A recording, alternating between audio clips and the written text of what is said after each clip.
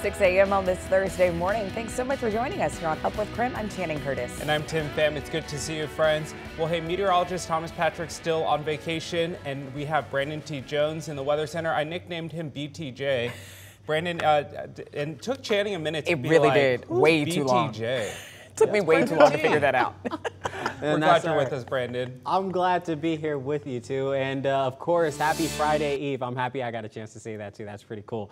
But taking a live look over Coeur d'Alene today, it is a beautiful start to our morning, and that's what we're going to be having pretty much throughout the entire day. Mostly sunny day, a little bit of clouds rolling in later this afternoon, but that's not going to stop the sunshine, right? And it is a chilly start to the morning, a little bit cool. Frost advisory in place until about 8 a.m. this morning, but we're going to have a warm weekend ahead, so that's something to look forward to as well. And then, of course, we'll have your full forecast a little bit later in the show. 6:02 here, a traffic alert right now. Wellesley Avenue between Market Street and Freya Street closed for construction. We're helping you get around this, so here's what you need to know. Northbound lanes on the North Spokane corridor between the Wellesley Avenue interchange and the Freya Street interchange are closed. We mapped this out and found out the best way to get around this is to get off the freeway at the Freya Street exit towards the South Francis. The project should wrap up by June 28th. This morning, the Coeur d'Alene tribe is calling on the North Idaho community to take action against racism. Last week, they say a group of tribal school students were racially harassed while on a field trip. KREM 2's Nicole Hernandez spoke with tribal leaders who say this pattern needs to stop.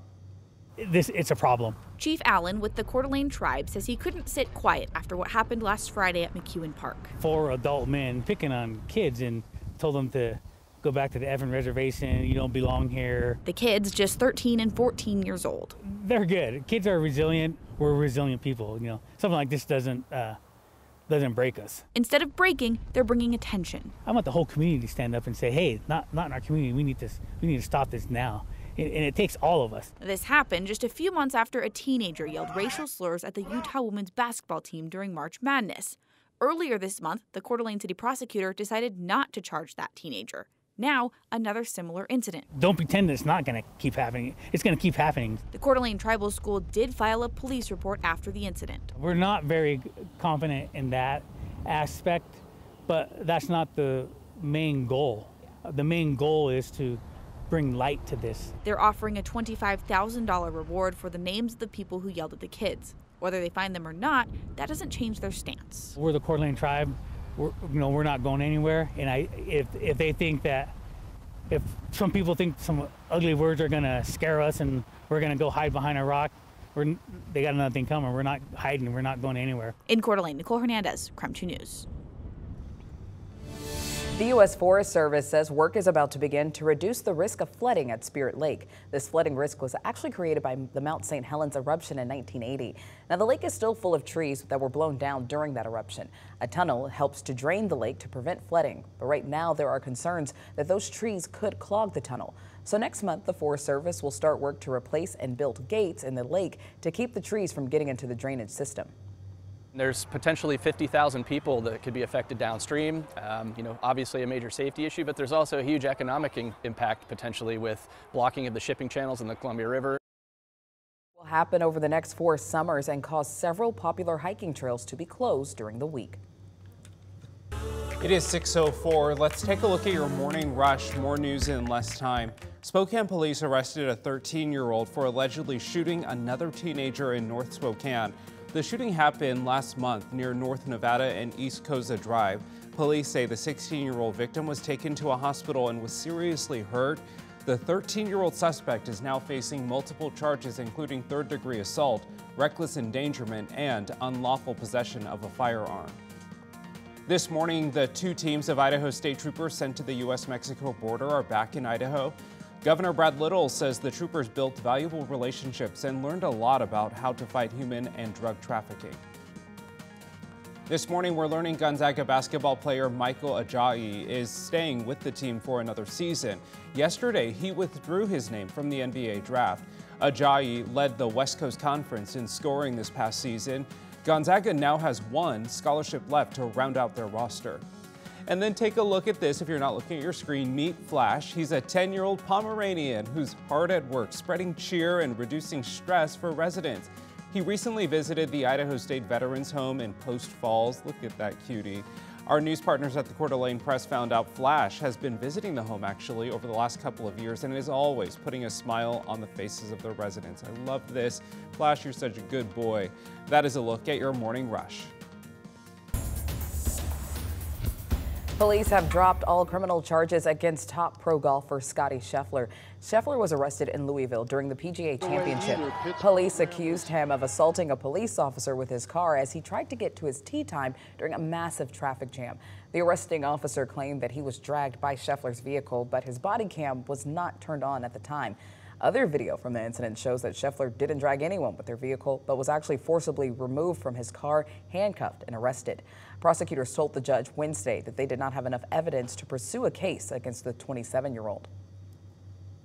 For Mr. Scheffler's actions and the evidence surrounding their exchange during this misunderstanding do not satisfy the elements of any criminal offenses. It's not Scottie's desire to pursue civil litigation.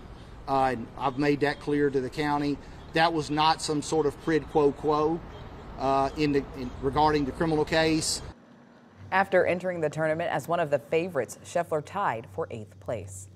Major League Baseball is stepping up to the plate and changing the history books. Yesterday, official records will include all players in the Negro Leagues. That means Hall of Famer Josh Gibson is the new all-time leader in career batting average and career slugging percentage.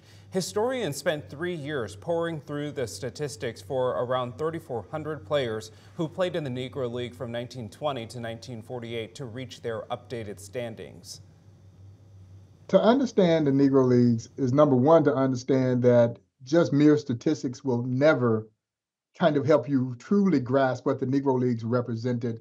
Again, particularly as we talk about it off the field, they really help promote our game into parts of the country who otherwise would have never seen professional baseball.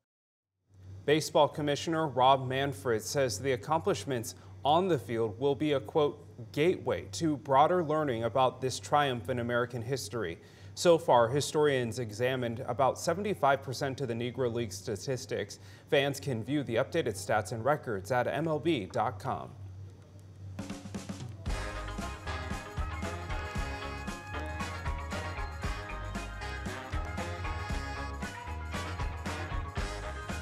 A 5-day pickleball extravaganza is now underway at the Spokane Pavilion. So the event is known as Pickle Fest, and it's happening through Sunday. It's designed to celebrate and promote the Washington-based sport of pickleball as Spokane continues celebrating Expo 74. Now, yesterday, KREM 2 caught up with one of the teams that helped kick off the tournament. I think I saw on social media that this Pickle Fest was going on, so I called my little posse of friends and was like, hey, you guys want to play in a tournament? I mean, might as well just jump right in there and get started, right?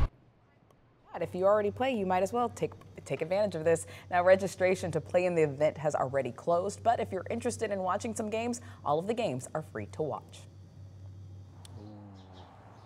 That definitely sounds fun. And you know, another cool tidbit, some of those paddles that you saw, those Selkirk ones, their headquarters are out in Hayden, Idaho. So that's really cool. And they produce a lot of that pickleball material and all of that gear. So it's a great day for pickleball. Beautiful start to our morning, as you can see, as a live look over Lake Coeur d'Alene. But just an awesome opportunity to get outside today. We're currently at 38 degrees. Temperatures are feeling good, and they're just going to keep warming up throughout the day. Winds moving about 8 miles per hour. I want to go ahead and take a look at our surrounding temperatures. Deer Park, I've been signaling you out all morning long because you started at 28 up to 31 now. So those temperatures are starting to rise. And then, of course, we're going to have a look at your full forecast a little bit later in the show.